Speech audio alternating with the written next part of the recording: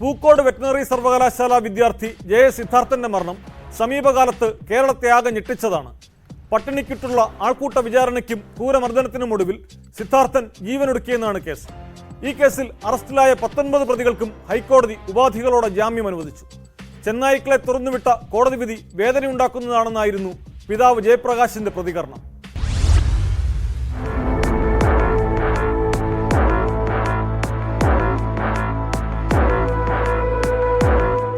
കേസിൽ അറസ്റ്റിലായ 19 പേർക്കാണ് ഹൈക്കോടതി ഉപാധികളോടെ ജാമ്യം അനുവദിച്ചത്.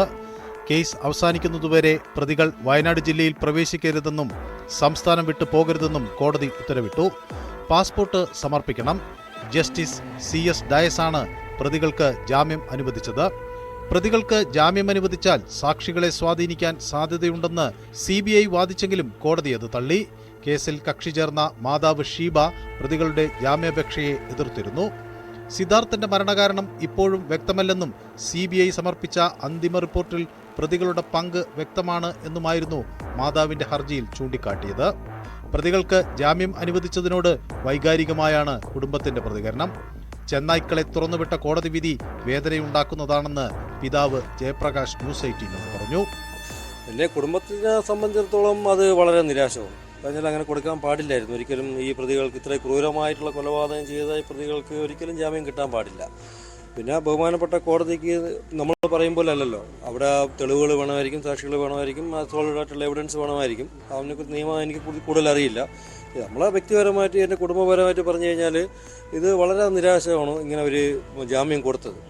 പിന്നെ അത് പറയണ ഈ കേസ് CBIയുടെ കയ്യിലെത്തി. CBI ആണ് ഇതിനെ എതിർത്തത്, ശരിയാ. CBIയുടെ കയ്യിൽ എത്തിയപ്പോൾ തന്നെ ഈ കേസ് ഒന്ന് നശിപ്പിച്ച് ഏതൊക്കെ രീതിയിൽ നശിപ്പിക്കാമോ ആ രീതിയിലെല്ലാം നശിപ്പിച്ചിട്ടാണ് സ്റ്റേറ്റ് ഗവൺമെന്റ് CBIയുടെ കയ്യിൽ കൊടുത്തത്. കഴിഞ്ഞ ഫെബ്രുവരി 18-നാണ് സിദ്ധാർത്ഥനെ ഹോസ്റ്റലിലെ കുളിമുറിയിൽ തൂങ്ങി മരിച്ച നിലയിൽ കണ്ടെത്തിയത്. പ്രതികൾ പരസ്യ വിചാരണ നടത്തുകയും മർദ്ദിക്കുകയും ചെയ്തതിനെ തുടർന്ന് ആത്മഹത്യ ചെയ്തെന്നാണ് കേസ്. ആത്മഹത്യാ പ്രേരണ, റാഗിംഗ് തുടങ്ങിയ കുറ്റങ്ങളാണ് പ്രതികൾക്കെതിരെ ചുമത്തിയിരുന്നത്. കേസിൽ അന്തിമ റിപ്പോർട്ട് നൽകിയത് ചൂണ്ടിക്കാട്ടിയാണ് പ്രതികൾ ജാമ്യാപേക്ഷ സമർപ്പിച്ചത്. വിദ്യാർത്ഥികളായതിനാൽ തുടർ പഠനത്തിന് അവസരമൊരുക്കണമെന്നും ജാമ്യാപേക്ഷയിൽ പറഞ്ഞിരുന്നു. കൽപ്പറ്റ സെഷൻസ് കോടതി ജാമ്യഹർജി തള്ളിയതിനെ തുടർന്നാണ് പ്രതികൾ ഹൈക്കോടതിയെ സമീപിച്ചത്.